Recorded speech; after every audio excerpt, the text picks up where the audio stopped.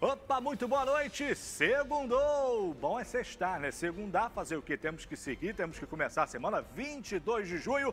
Já na tela, os destaques de hoje. Empresário é morto a tiros em Resende. Imagens de câmeras de segurança mostraram o momento em que bandidos invadem choperia para executar a vítima.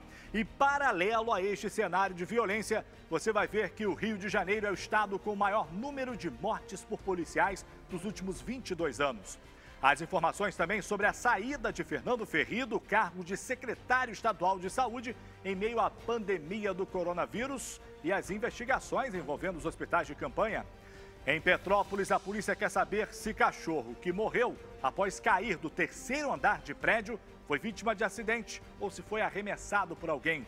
Caso ganhou repercussão no município. Então vem com a gente, a notícia é agora no seu SBT Cidade.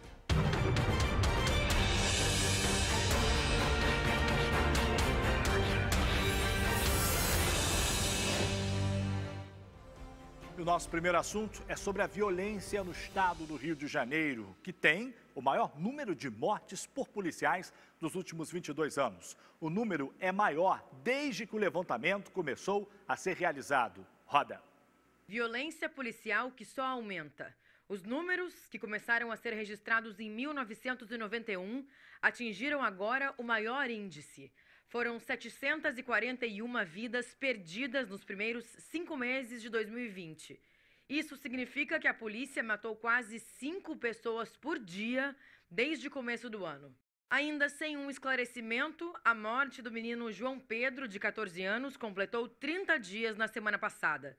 Ele foi atingido nas costas por um tiro de fuzil enquanto acontecia uma operação no Morro do Salgueiro, em São Gonçalo. O garoto jogava videogame com alguns amigos quando policiais da CORE invadiram a casa da família dele e fizeram mais de 70 disparos. João Pedro foi socorrido de helicóptero, mas os pais dele ficaram mais de 17 horas sem saber para onde o garoto tinha sido levado. Eu te amo! Ainda em maio, outro caso que chama a atenção. O jovem Rodrigo Cerqueira, de 19 anos, foi morto durante a distribuição de cestas básicas no Morro da Providência, no centro do Rio. Voluntários de um pré-vestibular entregavam donativos a 50 famílias quando um confronto com a polícia começou. Esse vídeo mostra os policiais carregando o Rodrigo ferido. Ele já chegou morto ao Hospital Souza Aguiar. As operações policiais estão proibidas de acontecer em comunidades do Rio durante a pandemia do novo coronavírus. A decisão é do ministro do Supremo Tribunal Federal, Edson Fachin, e foi tomada no início do mês. Em caso de descumprimento, a responsabilização será civil e criminal. Fachin permite operações somente em, abre aspas, hipóteses absolutamente excepcionais, fecha aspas. O que esperar? O que esperar de um estado onde as ações policiais são sempre feitas à base do tiro, à base da violência, à base do atirar primeiro para depois ver o que se trata, ver quem é. Se a gente continuar no bang-bang, né, a gente vai continuar com esses números só aumentando. Violência no sul fluminense. Um homem foi morto a tiros na tarde deste domingo no bairro Vale Verde, em Volta Redonda. De acordo com a Polícia Militar, Leandro Melo Guimarães, de 31 anos, foi atingido por vários disparos de arma de fogo. O corpo dele foi encaminhado para o Instituto Médico Legal e a delegacia da cidade investiga a autoria do crime. Até o momento, ninguém foi preso. E na outra ponta do estado, em Miracema, 2 pessoas foram encontradas mortas na manhã de hoje na Cachoeira da Cara, que fica numa fazenda. As 2 vítimas não tiveram as identidades divulgadas, né, e teriam desaparecido ontem.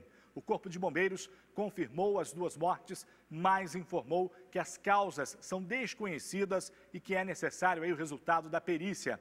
Essa cachoeira ela fica na fazenda Boa Vista, no córrego da Ventania, e possui queda d'água de 20 metros de altura. Um local que é muito procurado por visitantes. Então, até o momento, ainda não se sabe a causa da morte dessas 2 pessoas aí. A gente vai acompanhar e trazer outras informações ao longo das edições. Vamos fazer a nossa primeira parada para tomar uma água? Em qual cidade? Olha aí, já identificou? Sabe onde é? Volta Redonda, no sul do estado. Quem mora lá é o quê? Volta Redondense. Daqui Daqui a pouquinho a gente está de volta.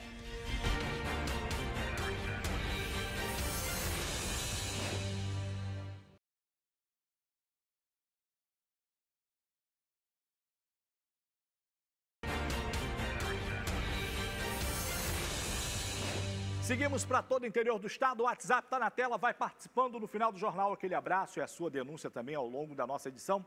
O vice-prefeito de Resende, Geraldo da Cunha, de 56 anos, foi diagnosticado com coronavírus. A informação foi confirmada pela prefeitura nesta segunda-feira. O político está em isolamento domiciliar desde o dia 18 de junho, quando começou a sentir os primeiros sintomas da doença. Segundo o governo municipal, ainda de acordo com a prefeitura, o estado de saúde dele é estável.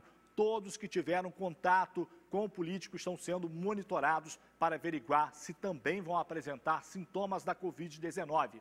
Resende tem 366 confirmações de coronavírus e 20 óbitos. E aproveitando que estamos falando aí do sul do estado, vamos aos números da Covid-19 na região. Segundo dados da Secretaria Estadual de Saúde, Angra dos Reis tem o maior número de casos do sul fluminense, com 1.902 infectados com a Covid-19 e 72 óbitos. Volta Redonda tem 1.279 confirmações e 57 mortes pela doença. Está aí a situação do coronavírus no nosso estado. O Rio já tem novo secretário estadual de saúde. É o terceiro em pouco mais de um mês. Fernando Ferri deixou o cargo hoje de manhã. Ele alegou que se sentia pressionado a continuar pagando contratos com problemas. Veja só com a Renata Igrejas. Hoje estou pedindo a exoneração do meu cargo de secretário de Estado de Saúde do Rio de Janeiro. Foram 35 dias à frente da Secretaria Estadual de Saúde. Agradeço ao governador por ter me dado essa oportunidade de tentar resolver esses graves problemas que nós estamos vendo na saúde. Peço desculpa à população, mas a única coisa que eu tenho a falar, eu tentei. O clínico geral, ex-diretor do Hospital Universitário Gafrey Guinle, assumiu a pasta em meio à pandemia e à crise política. Fernando Ferri substituiu Edmar Santos, exonerado depois de atrasos e denúncias nas obras dos hospitais de campanha. Na época, o estado do Rio registrava 2.852 mortes e 26.665 casos da doença. De lá para cá, 2 subsecretários e um superintendente já foram presos. 17 pessoas foram indiciadas pelo Ministério Público Federal por danos à saúde no Rio de Janeiro. E dezenas de contratos são investigados por suspeita de fraude. Segundo o último boletim da Secretaria, o estado tem 8.875 mortes e 96.133 casos confirmados da Covid-19. Dos 7 hospitais de campanha, apenas 2 foram entregues e com atraso. A unidade do Maracanã e a de São Gonçalo, inaugurada na quinta-feira passada. Todos deveriam ter sido abertos no dia 30 de abril. Na última quinta-feira, Fernando Ferri participou de uma audiência da Comissão Especial de Fiscalização da LERJ. Ferri falou sobre contratos vencidos e também sobre o valor já comprometido para o pagamento de dívidas. Encontramos aqui vários contratos vencidos, vários contratos onde os prestadores não entregavam as suas prestações de conta. E a gente está vivendo agora um momento de caos, porque esses 168 milhões de reais, a gente está muito receoso de efetuar os pagamentos. O secretário falou ainda sobre superfaturamento na compra de equipamentos e citou as empresas investigadas. Eu recebi aqui da Procuradoria-Geral do Estado, a gente tem aqui a empresa Avante Brasil, Carioca Medicamentos e Material Médico, Sogmax, Speed, LexMed, ou seja, está toda a relação aqui feita pela Procuradoria e me recomendando não pagar essas empresas e já foram suspensos. E o novo secretário estadual de saúde já foi escolhido. Alex da Silva Busquet, de 43 anos, é coronel médico do Corpo de Bombeiros, formado em medicina pela Universidade Estadual do Rio de Janeiro e tem pós-graduação em gestão operacional nas organizações de saúde.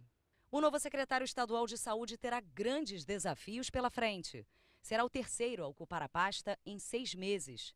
Além da crise política envolvendo suspeitas de corrupção, Tem também o processo de impeachment contra o governador Wilson Witzel. E ainda a possibilidade de uma segunda onda do novo coronavírus. Investigação. A gente precisa saber por que montaram esse monte de tenda branca, que eu disse lá no início que ia servir para fazer um forró no final das contas, né? Tenda de cigano, não sei para quê, porque não adianta tenda sem respirador, não adianta tenda sem profissional de saúde trabalhando, não adianta uma tenda milionária sem estar funcionando ali o hospital que é necessário nesse momento. Então, assim, como é que a gente vai seguir sem respostas para tudo isso que está acontecendo? O secretário de Saúde deixou agora o cargo. Que negócio é esse de contrato que tem que ser pressionado a pagar contrato? Que contratos são esses? Né? A gente precisa de clareza, de transparência. Falando em números da Covid-19 no interior fluminense, a cidade de Campos encerrou a semana com mais novos casos de coronavírus do que a cidade de Macaé, que tem a maior quantidade de infectados até então lá do norte fluminense. Segundo aí um levantamento do painel Covid-19 Norte e Noroeste, entre os dias 14 e 20 de junho, Campos registrou 256 novos casos e Macaé 237. Os números, eles representam uma queda, já que na semana anterior, Campos havia registrado 316 novos casos e Macaé 294. Mas, no total, quantos são os casos aí nessas cidades, Campos e Macaé? Segundo dados estaduais, Macaé tem 1.757 casos com 84 mortes. 64 mortes. Campos tem 1.498 casos com 77 óbitos. A situação não está fácil. Seguindo ali pelo litoral, Cabo Frio tem 669 infectados e 33 mortes, seguido de Rio das Ostras, com 638 casos e 27 óbitos. Lamentável. Em Petrópolis, a morte de um cão comoveu a cidade. O animal caiu do terceiro andar de um prédio. A polícia investiga se o cachorro caiu por acidente ou se foi arremessado por alguém. Veja aí. Esse vídeo mostra o cão já caído na rua e a dona dele discutindo com as pessoas que estavam por lá. Elas acusavam a mulher de ter jogado o cachorro do apartamento onde mora no terceiro andar desse prédio, na rua 16 de março, no centro de Petrópolis. As suspeitas foram levantadas porque o cachorro foi parar quase na calçada oposta a que fica o prédio. O fato aconteceu por volta de 2h da tarde. Testemunhas dizem que os cães eram motivo constante de brigas entre a mulher e o namorado. O cachorro foi socorrido em estado grave pelo Corpo de Bombeiros, mas já chegou sem vida na clínica veterinária. O comandante esteve no apartamento para apurar o caso. Quando a gente chegou no primeiro momento foi justamente verificar isso, se o namorado estaria no apartamento. Foi verificado que ele não estava. A informação que a gente recebeu dos vizinhos de porta, é que ela estaria nos fundos do apartamento dando banho num outro animal que tinha na edificação e que ela soube, através do porteiro, que o animal teria caído. No mês passado, no dia 27 de maio, uma equipe da Coordenadoria de Bem-Estar Animal esteve no apartamento depois de receber denúncias de barulho excessivo e maus tratos. A proprietária já teria sido, inclusive, multada pelo condomínio por causa dos latidos dos cães. Mas, durante a vistoria, a hipótese de que ela maltratava os animais foi descartada. No momento que a gente entrou, estava tudo ok, tinha água, comida, o apartamento estava todo limpo, shampoo para banho dos animais, a convivência dos animais com a proprietária era boa. Nós tentamos falar com a mulher, mas o porteiro do prédio disse que ela não estava em casa. Ontem à tarde, flores com esse cartaz pedindo justiça foram colocados próximo ao local onde o animal ficou caído. O que os protetores dos animais pedem é que a pena para o crime de maus tratos seja endurecida. Agora, o caso está com a Polícia Civil, que vai investigar a situação. Se o cachorro saiu correndo e se jogou, ou se alguém, infelizmente, possa ter jogado. Essa que é a dúvida. De qualquer jeito, eu acho que houve uma negligência do proprietário, né? E isso tem que ser apurado e tem que ser punido. A gente não está aqui para condenar ninguém. A polícia vai fazer o trabalho dela e vai investigar. Mas, caso esse cão tenha sido arremessado por alguém, né? Vai que tenha sido arremessado pelo namorado lá da senhora, que era dono do cão, não sei, não estou acusando, tá? Vai que ele tenha feito isso. Se ele fez isso, minha senhora, se ele fez, se a polícia investigar e chegar a isso, cuidado que quem arremessa cachorro de terceiro andar de prédio, quem maltrata um animal indefeso, faz a mesma coisa com o ser humano. Daqui a pouco vai ser a senhora arremessada do prédio. Participou com a gente? Claro, nosso WhatsApp está na tela e hoje a participação do Diego, morador do Parque Prazeres, em Campos dos Goytacazes. E as imagens falam por si mesmas. Dá só uma olhada aí, gente. É lixo, entulho pelas ruas dos bairros de Guarus. O Diego disse que a região está abandonada pela prefeitura. Não precisa nem dizer muito, né? Olha aí que situação. Tem nota, tem explicação para essa lixarada toda? A prefeitura mandou uma nota aqui para a gente dizendo que desde o início da quarentena contra o coronavírus, a geração de resíduos praticamente dobrou no município e quase na mesma proporção o descarte também irregular de entulho. Pois é, o volume coletado, segundo a prefeitura, passou de 20 mil toneladas para 40 mil toneladas por mês. A prefeitura disse também na nota que a coleta domiciliar continua sendo realizada regularmente. Pois é, mas o entulho está aí, está na rua, né? E eu vou cobrar aqui, chamar a atenção também do morador porco que joga lixo ali. Às vezes nem é morador do bairro, né? Vem de outro bairro para descartar irregularmente ali. Isso é crime, tá? E alô, Diego, se não recolherem aí, manda para a gente a denúncia de novo, a gente vai cobrar, tá certo? Mais uma parada, aonde dessa vez? Aquela paradinha básica? Campos dos Goytacazes. Quem mora em Campos é o quê? Campista, facinho, né? Volto já.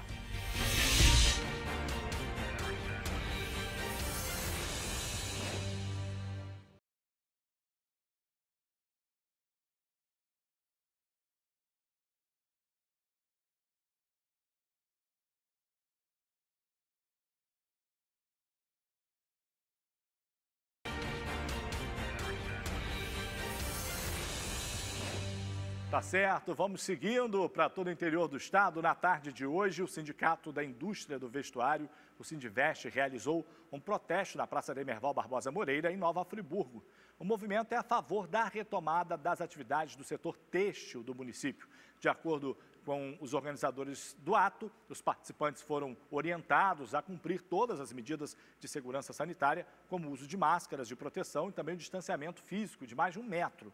O 11º Batalhão de Polícia Militar disse que não foi comunicado sobre manifestações nesta segunda-feira e ressaltou que esse tipo de ato está proibido devido à pandemia do coronavírus. Enquanto isso, a prefeitura da cidade, lá de Nova Friburgo, segue na expectativa de ter o recurso que pede a derrubada de uma liminar que suspendeu a flexibilização de alguns setores da economia, que esse pedido seja acatado pela Justiça. E falando de números de casos na região serrana, Teresópolis desponta com 806 casos confirmados da doença e 42 óbitos. Petrópolis está na frente em número de mortes pela Covid. Lá são 83 mortes. Já o número de infectados em Petrópolis chega a 759. Nova Friburgo é a cidade com o menor número de infectados da região serrana, são 349 e 30 óbitos até o momento. Em todo o estado, gente, são 8.875 mortes e 96.133 casos confirmados da doença. Os números vão aumentando, né? A gente tem que fazer a nossa parte aí, gente. Isolamento social, a gente não pode se descuidar não, hein? Mais 11 atividades econômicas foram retomadas hoje em Petrópolis. É o caso dos pontos de atendimento de serviços essenciais como água e luz. A prefeitura está estudando ainda a flexibilização das barreiras para as pessoas de fora da cidade que vão se hospedar em hotéis e fazer compras nos polos de moda. Veja só. Depois da reabertura das linhas branca e amarela, foi liberado a partir de hoje o funcionamento de mais 11 segmentos de comércio e serviços. Estão autorizadas a funcionar, por exemplo, lojas de utensílios domésticos, brinquedos, serviços administrativos em secretarias de unidades de ensino particulares e também atendimentos em lojas de concessionárias de água e luz. Para caso você precise tirar uma segunda via ou fazer qualquer serviço de forma presencial. O anúncio foi feito no último sábado, quando o prefeito falou também sobre a reabertura dos restaurantes a partir da próxima quinta-feira. Os restaurantes eles vão ter que seguir regras específicas de higiene, também de distanciamento, e também está proibida aquela modalidade de self-service, onde a própria pessoa serve a comida.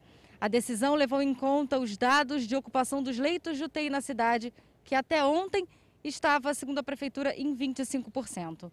O município estuda ainda liberar a entrada de pessoas de fora da cidade para comprar ou se hospedar em hotéis de Petrópolis. A Associação da Rua Teresa já tinha entrado com um ofício pedindo essa flexibilização das barreiras, já que 70% do faturamento da rua vem de visitantes e também de turistas. Flexibilizar não significa ir para a rua bater perna à toa, né, gente? Pelo amor de Deus, saia se necessário.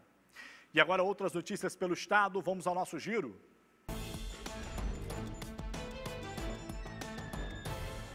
Um empresário foi executado a tiros dentro de uma choperia na madrugada de hoje.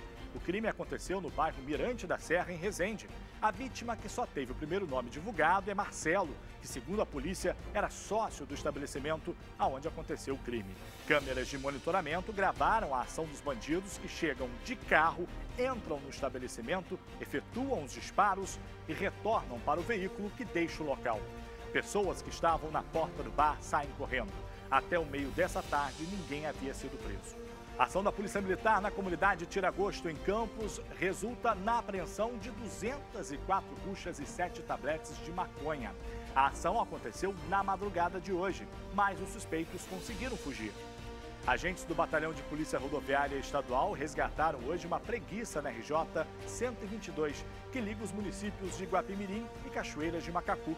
O animal foi retirado da pista e solto na mata. Muito bem, esse foi o nosso giro. Eu vou embora, mas não antes de agradecer, claro, a sua audiência. Sabe quem está ligadinho com a gente aqui? Vem na 1, Dulcilene de Oliveira, de São José do Vale do Rio Preto. A Márcia Borba, de Petrópolis, fez aniversário. Alô, Márcia. Luzia dos Santos, de Partido Alferes. Ivone e Aislan, de Rio das Ostras. Tem o Pedro Lima, de Teresópolis. A Maura, de Araruama. O Márcio José, lá de Volta Redonda. E o Marcos Cristo, de Itaperuna. É muita gente ligada aqui, não dá nem para mandar abraço para todo mundo. Sinta-se você que participou abraçado, tá bom? Vem aí o SBT Brasil. Voltamos amanhã, se Deus quiser. Fiquem com Deus. Até lá.